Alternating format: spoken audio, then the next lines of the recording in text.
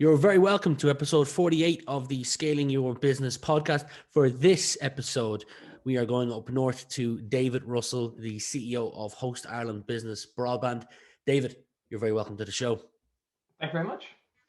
Tough to have you. As usual, typical thing we do with guests here, go back to the very beginning and work away from there. So with you, you grew up in County Down. Any favourite or standout memories of growing up in Down? I don't think I have any standout memories. I think my memory of County Down is, so I grew up in Warrenpoint and I went to school in Rostrevor and then Kilkeel. And it's rural, it's countryside, it's seaside. So I think just the overall memory of growing up in the countryside and by the seaside. And Warrenpoint, when I was growing up, was particularly quiet. You know, growing up in Northern Ireland at the time of the Troubles, we weren't really touched by it. Once there was 2 bombs, one in my lifetime. But it was very, very quiet, very sheltered, a very easy and lovely existence. And I was very fortunate with my family, and we were a happy family and all that sort of stuff. So no standout memories, just a very happy childhood. Some of my guests say to me that it wasn't necessarily while they were growing up that they could appreciate where they came from. It was only when they left and looking back. Are you the same as that, or did you always have a fond appreciation for it? No, you don't. The way I went to school, so I went to this little rural school in Cullowen and then on to St. Louis in Kilkeel. And every day I drove right around Carlingford Lough, the perimeter, you know, sort of on that road that leads you from Warrenpoint, Rostrevor, through Cullowen to Kilkeel. And if anyone knows it, they'll know how absolutely beautiful that area is. And anyone who doesn't know it should absolutely get up there and check it out. But it's just stunning. And only when you bring somebody, so one of the businesses that I was involved in was a drinks distribution company, which was based in Warrenpoint and still is. And we would have brought people from the UK or from the South or from the US. And only when you bring people in, or you go and visit it living in Dublin or living in Belfast as I did, or when I spent time in Oxford, do you actually realize how absolutely beautiful the area is? Absolutely beautiful. Now, I'm kind of biased because I think it's more beautiful when you stand in Carlingford and Meath looking over at Warrenpoint, but I'm sure people from Carlingford and Meath would say the opposite.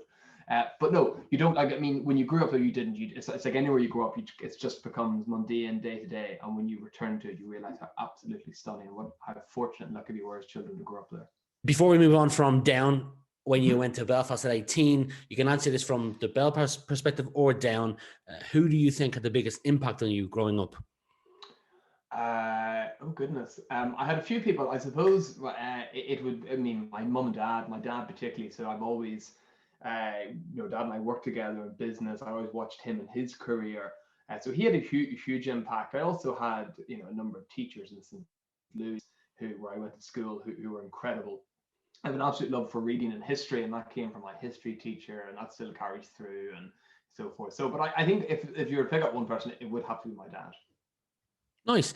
I saw that you went to college or university in Queen's, Belfast, did law with politics. Where did the interest in law come from? Did anyone inspire you to? It didn't. No, I mean, I think I don't regret doing law, but if I could revisit that, I probably wouldn't. I didn't want to do law. Actually, I wanted history with politics because they were my loves. And somebody pointed out, but you do law, you'd always get a job in law. And at the time, I didn't think I would get the qualifications to do law, if I'm totally honest. My teachers thought I would, my parents thought I would, but I doubted myself. So I said, hey, I put it down UCAS, see what happens.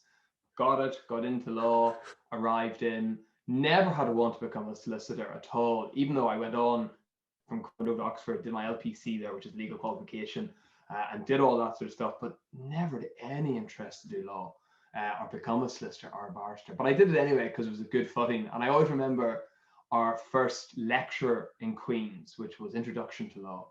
And it was held, weirdly, I suppose, Northern Ireland, or Ireland is a village, and the North is an even smaller village.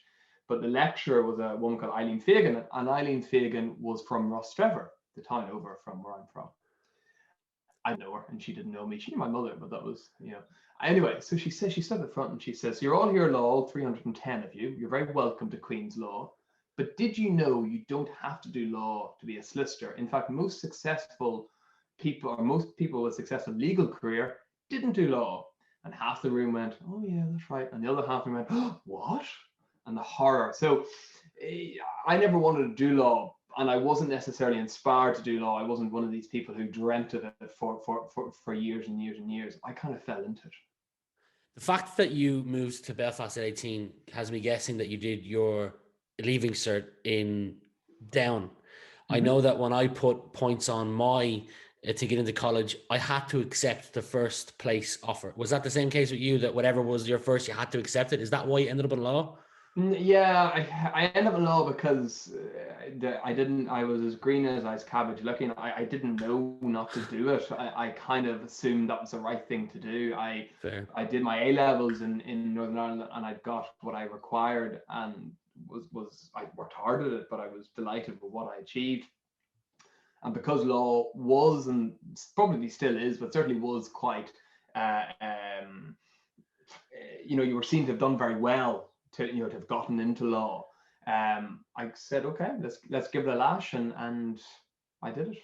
Yeah, there, you went back to uni at TCD sometime later, and I do want to touch on that. But before we move on into business, you mentioned that you moved to Belfast at 18. For those who haven't been to Belfast, fabulous place. I've been several times. The first time I went, I got up at 3 a.m. in the morning when I could first drive, and drove to Belfast to see where the Titanic was built. I was just had a fascination of seeing it. I've been up and stayed several times since. If anyone hasn't been to Belfast, what one place would you say they should see if they were ever to visit it? One place is difficult. I suppose Titanic is the most famous, and it's such a big area, and it kind of reflects the new Belfast. But Belfast is such a multifaceted, multi-layered city. I mean, we know it on the news over the years, and more recently, unfortunately, by the troubles and the strife that's happened there. But actually, it's a very historic city. It was a very industrial city right up until kind of the 1970s, 80s. At one stage it was larger than Dublin. It was, the workhorse of the island when it was, one island, so to speak. It has I think the largest city hall in Europe. It had random stuff like the first air conditioned building, the first female pilot, the largest flight dock, and all this sort of stuff. So Oh, it's incredibly industrious, and the people are incredibly special. Like, I grew up in Warren Point. I was very shy, 18-year-old, and any of my teachers, my friends would say I was incredibly shy. When I went to university, I discovered Belfast, and I discovered Queen's Rowing. And Queen's Rowing for me was a turning point. I was never a particularly good rower, but getting involved in sport, I went into the Catholic education system, went to a Catholic grammar school in Northern Ireland. And my position always is, I think schooling should be amalgamated in across religion in Northern Ireland. But putting that aside, I didn't like Gaelic football. I was no good at it. I had no hand-eye coordination. I was absolutely horrific. I discovered rowing and the love of sport. And to me, Queen's Rowing was a game changer for me personally, because it pivoted me towards being much more outward, much more team focused, social.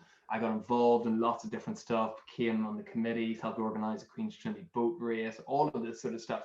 So it was a big turning point for me. So that really got me to love Belfast. And I found Belfast much more of a formative experience for me in my formative years. And I absolutely, to this day, love Belfast. My husband, is sick of hearing about it. But every time I go to Belfast, I just have that feeling of, where I am is home, obviously. It's where my husband is, it's where I live. But I always find Belfast as a second home, probably maybe slightly more than Warren Point.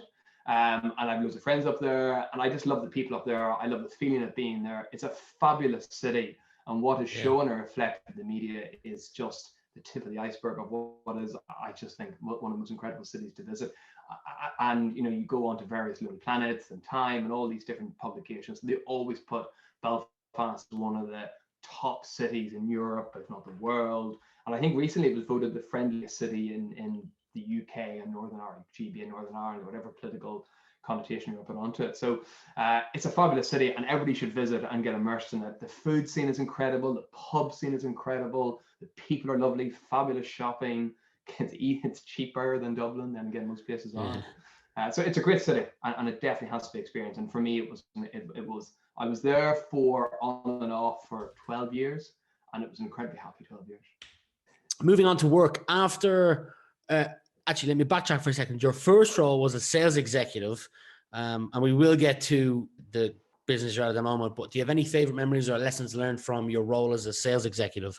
Yeah, that was so. So that was to invest in Northern Ireland, and that was trying to find my way as into what I wanted to do job wise. And I applied for this grad program to invest in Northern Ireland and got placed with a company called Fluent Technology.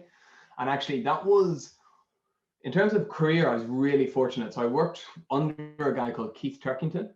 Keith had vast experience in the particularly software as a service, but the software, the computer industry. Going back years, he was very much at the fore of it whenever it was kind of just starting to bubble together.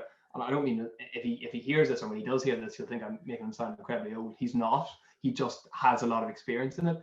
But himself and a guy called David Cordner founded Fluent Technology, and I worked under Keith. And Keith taught me some of the basics of thinking commercially and understanding the commercial reality and commercial value and thinking strategically and long term. And I was there, I think just around 18 months, but I was really fortunate. I learned a lot from Keith during that short period. And that has still helped me to this day in all the other roles I've had and worked in.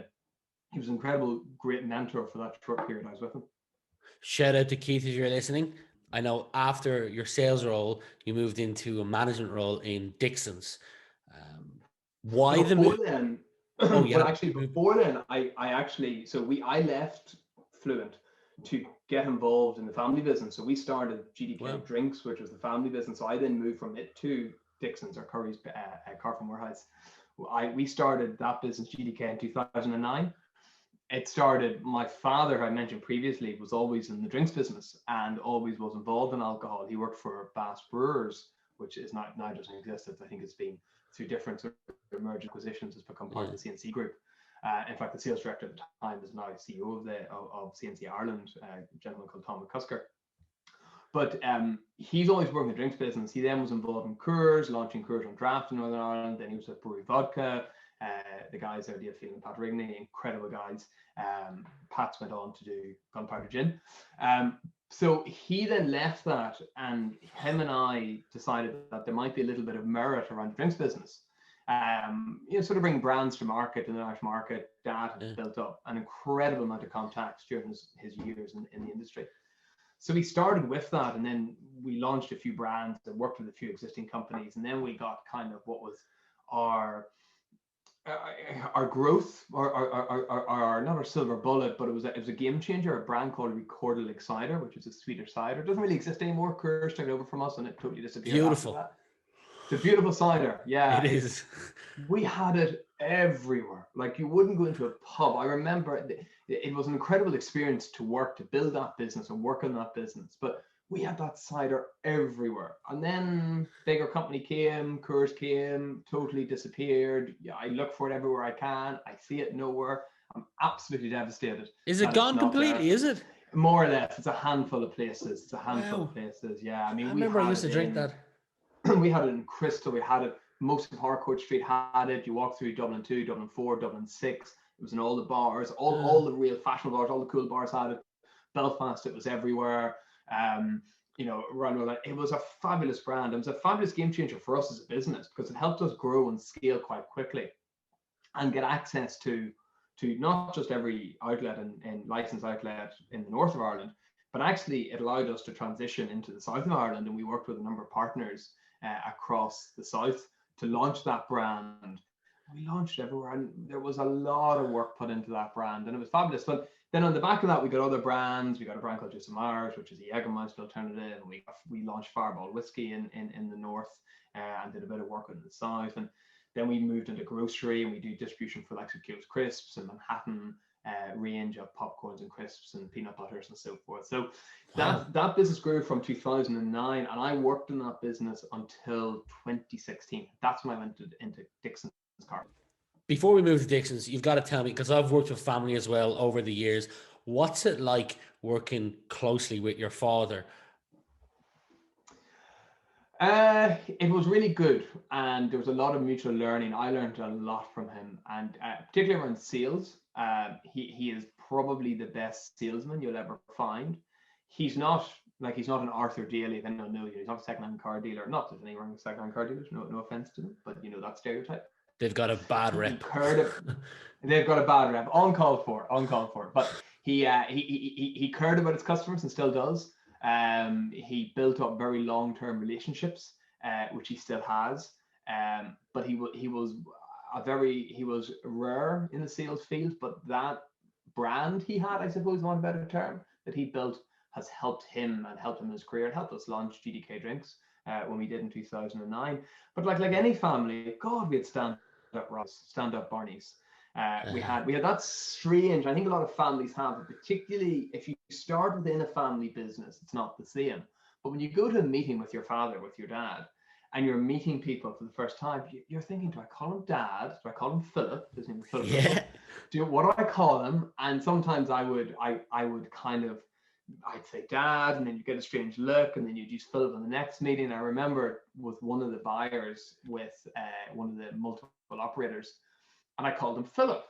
And the lady was slightly older lady. She stopped me. She says, no, that is your father. You show him the respect he deserves. Call him Dad. I was like, wow. Okay. So it's very hard. But look, we'd stand up rows, of course we did, but you'd have a stand up row, and then 2 minutes later you'd be back, because you have that, unbreakable relationship. And we work very well together. We still work well together. I'm not involved in day to day as I once was, but we were there. And he was a great support for me, because I was invested in that business. I remember we got our first, so when we were start growing that business, we didn't do any distribution ourselves. We didn't have any, we were operating out of the spare bedroom when that business was first started. And we got our first sample pallet of cider that came in. And it went down to a bar in Warren Point who had storage, but the storage wasn't covered. And Dad got us a favor and was stored there. And then the bar owner phoned, he says, you better come down here. Our very first, we were only days into the recorded business. We didn't know what, we had access to the accounts, but we were still feeling our way in the dark. So we went down, the whole pallet had fallen over on itself, totally smashed to smithereens. Oh, God. And he had the ability, and he had the experience to go, let's not panic.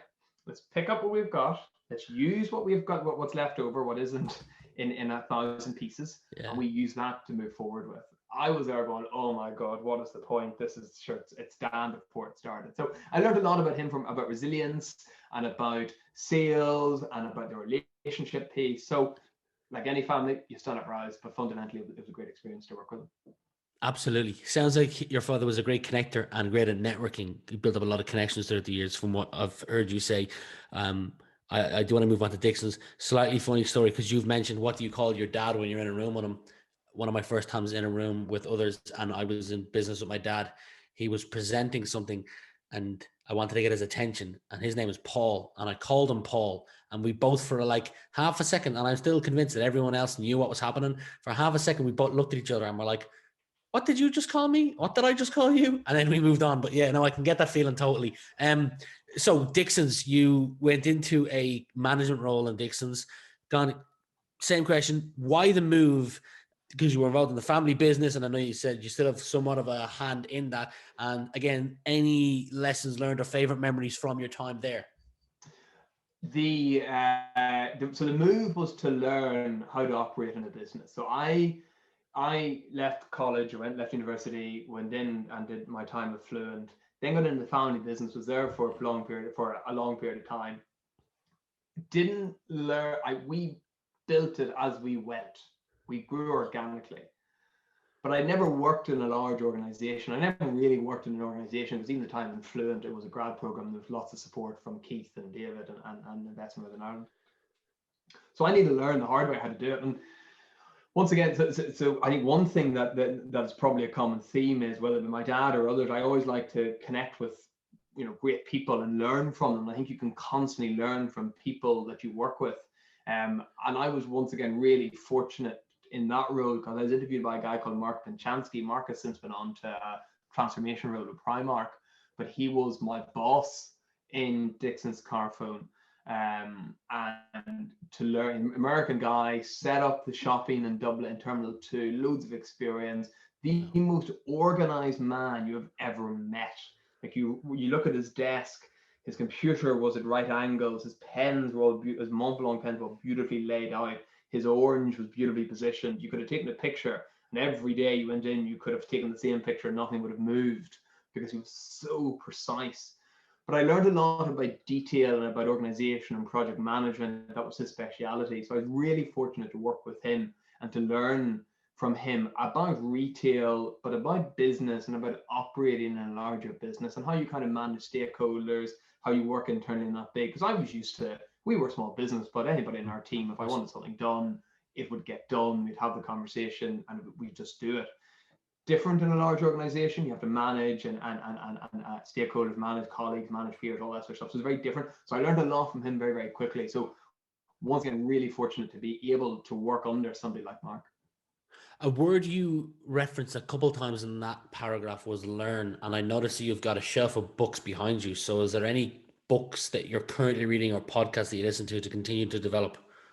Oh goodness. Well, I'm actually reading fiction at the minute because I keep reading non-fiction because I have this theory that if you're going to invest so much time in the book, you should get something out of it. But I kind of thought, you know what, we've all suffered enough in this pandemic about forcing myself to read lots of books. But look, I read the same as a lot of other people. I think anyone in business probably reads all the books around Facebook and Tim Cook and Jobs and so forth. But I've got an interest in economics. I read a lot of economic books. I read, recently I've just finished a book called The Levelers, or the Leveling, sorry.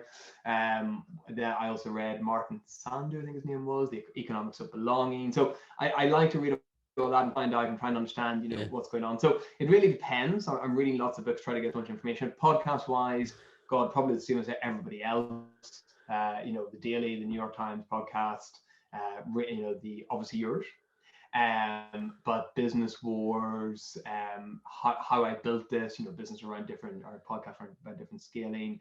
Oh my God, what's it called? Three Irish guys, the Stock Club. I can't remember the name of it, but I have it on my Spotify. Oh, Wall Street, is it? No, it's Three Irish guys. I think it's called Stock Club. I have it on my phone. But three really interesting guys as well. So I try to listen as much as possible, and I have kind of a rotation. And I would listen on walks, and I'd listen to the dog out or the drive into work, whatever it may be. Yeah, solid. You're now the CEO of Host Ireland Business Broadband. What's your favorite aspect of being a CEO? It's about the opportunity for growth that exists. So the business itself was started in '98. We went into the broadband in 2011, and we've steadily grown since then. We've now kind of grown. We're in a position in Dublin that we call it Dublin. We work only in Dublin. We work in the business-to-business market. Connectivity is a really exciting place to be. It's a really interesting place to be right now because it's quite current. We saw that in the pandemic, how the need for connectivity and the requirements and the robustness for connectivity has become even more relevant. So what I love about being CEO of this business is about the opportunity for growth, the opportunity for how we can do so much more, how we can connect more businesses. We genuinely believe that we have the best connectivity product on the market. We want to get more and more people onto our network working with us because we know we can offer them the best service possible. And I think when you're working with a team that we are working with, we have a fabulous team. Our NOC engineers are, I believe, the best in the market. Our sales team are incredible. Once again, it's interesting. They share a lot of the same attributes as my father would have shared, particularly our head of sales, Rod Walsh. They care about their customers. All of our sales team care a lot about our customers. They're constantly communicating. They're constantly interacting. They want to do what's right by the customer. That is our ethos and our attitude, where it is always customer first. We try to do as much as possible. We offer next day installs, our maintenance, we keep our network team in Dublin for a very good reason, because we want people there on the other end of the phone. Our account managers, our sales guys are always there to support customers. It's not that kind of, great, the sales done, not my problem anymore. We'll let the engineers sort that out if there's an issue. The account managers roll in to do the very best. So it's unfortunate having the team I have as well. Yeah. So what I love most about being CEO, the growth and opportunity, but also the team I get to work with. It's fantastic, and they're a great bunch of guys. And the opportunity for this business to continue to grow, to continue to connect more businesses, to continue to do more and challenge and disrupt the connectivity market in the Dublin and Greater Dublin business market is phenomenal. I did a bit of research on you guys, and all that is out there is high praise. So you're building something really good at the moment. You've touched on your engineers and your salespeople. I'm sure it's a constant in your head that you've got to look after your employees because it's an incredibly competitive market. How do you create a good culture? I think the culture is, so we've always had an open culture, a flat culture, very little hierarchy. We don't stand in any of that. It's an open office, a total open office. Communication is key. Sharing of ideas is key. Everybody's opinion does matter. One of the first things we asked, somebody just recently started with us there in the delivery manager role. The first thing we asked her was, what can we do better here? What do you see different? So I think having that open communication, getting and making sure that they feel that they are actually giving to, or having an effect on the business, that their hard work and their energy and their care actually isn't ignored. It is 100% respected and appreciated. So I think just making people feel welcome, making them feel valued is very, very important. And I hope we do that. And I hope if you were to talk to some of the team, and I would assume they would say more if they were anonymous, but so the team, that they would agree with that. We have been able to, since the formation of the business, and my predecessors have always cultivated a very family's probably the wrong word, but supportive relationship, or supportive relationships within the organization. And I want that to continue. And I think that's important. What do you like to do when you're not at work, outside of work? So I suppose gym, I exercise, read, all the normal, a lot of hill walking. We've got a hill walking big way. Kayaking, we bought a kayak during the lockdown. Wow. And we got into that, which is kind of the next iteration of rowing. They're definitely not the same. When I was in Belfast, I was still involved in Queen's rowing, and then it's called Lady Victoria. I'm not there anymore in a meaningful way, because I live in Dublin now, not Belfast. So it's probably the norms at this stage, but a lot of learning. I just finished. You touched on it earlier. I did a qualification in Trinity. That took up a lot of my time, during that period. So a little bit of everything, but I try to, as I said, read a lot, exercise, keep fit. I wish I had some incredibly interesting hobby. I don't. I just fill my days full of lots of learning and lots of interesting stuff. Amazing. I read a blog on your site, and I've never thought about this. It makes sense having read it, but I won't give it away for the listeners. And the blog was about having a second broadband connection. Now, I know your business is around business broadband, so it makes sense, but can you tell the listeners why such a blog exists? So when you come to connectivity in a business environment, connectivity is so important. In many respects, it's quite boring. It's not software as a service. It's not these cool things. It's not, recently you interviewed Jack from Teelings. It's not that, but it is so, so vital. We would sort of joke that your connection is more important than your electricity. You can work with the lights off and your laptop battery, but you can't work without a connection, because we're so reliant on cloud. We're so reliant on software as a service. We're so reliant on connectivity.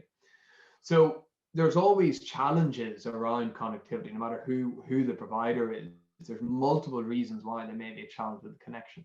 So we always suggest you have a resilient or backup connection.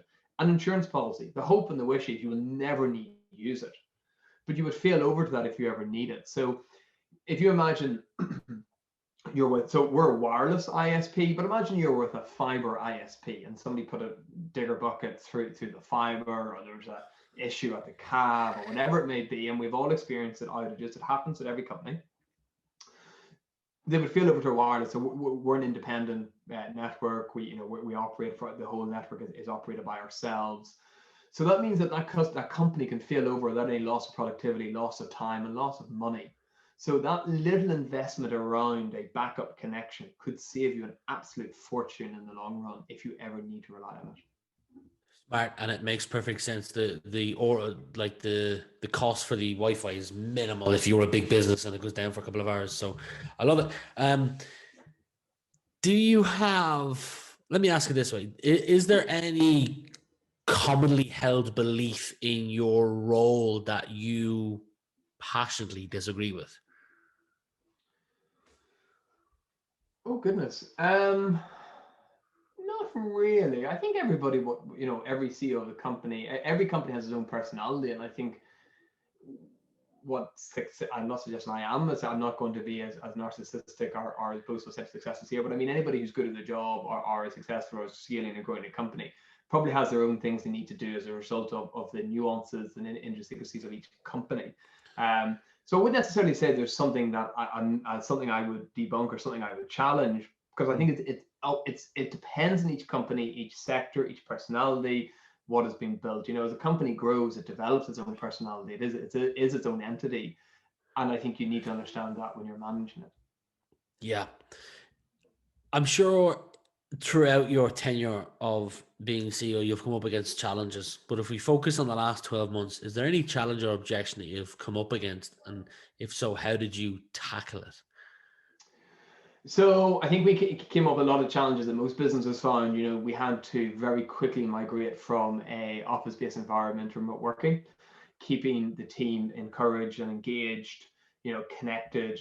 We brought in multiple things, like most companies, we moved to Zoom, we moved further to the cloud, the communication piece, around Zooms and staying connected to our customers and to our colleagues was very, very important. I think every company has that challenge. And I think actually the first probably 9 months of the pandemic, or certainly 12 months of the pandemic, was kind of the novelty factor was probably slightly moving away because it was all novel and we got into the office in the summer and it kind of was a respite. But I think the last 3 months, the last 4 months were particularly acute for most customers.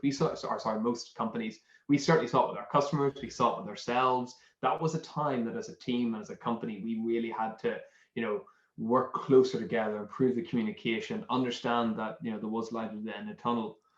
But for us, it was slightly different, and we are 100% aware of this. That we were in a critical infrastructure business, so we were still able to operate during the pandemic. We were able to work. Our colleagues were able to work. We were able to continue to connect more customers up to our industry-leading broadband. We were able to do all of that. There's a lot of businesses that were badly affected by this. So we were quite fortunate about it. So our biggest challenges were the communication piece, the colleague piece, keeping people engaged, working with our customers, making sure their connections were fit for purpose. But we were fortunate in the way that we probably didn't have the same challenges that some of the other businesses, hospitality. So I was very aware of some of the real challenges hospitality and retail had, having been involved in the family business, seeing a lot of friends who I would have built, or friendships I would have built up in the hospitality sector across Ireland, being furloughed, being made redundant, losing their jobs, not having an income. That was a huge challenge, and I'm so excited for the opportunity that's now happening. We can see, vaccinations are increasing. We are looking at the end of the latest pandemic.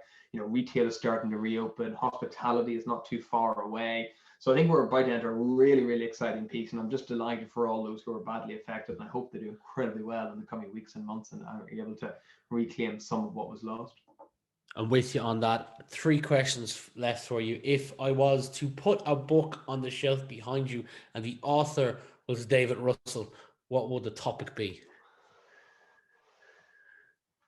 Oh my goodness. Northern Ireland, because I think it's a part of the world that is not properly tapped. It's went through, it's had a lot of troubles, it's had a lot of strife, but it's the most amazing people, the most amazing part of the world. And I think it could be could be even better than it is. It just needs proper management governance. Great answer. Not to get morbid on you, but your husband is safe. If you got any kids or animals, they're all safe as well. But your house is burning down, and you can only save one item. What one item would that be? My MacBook.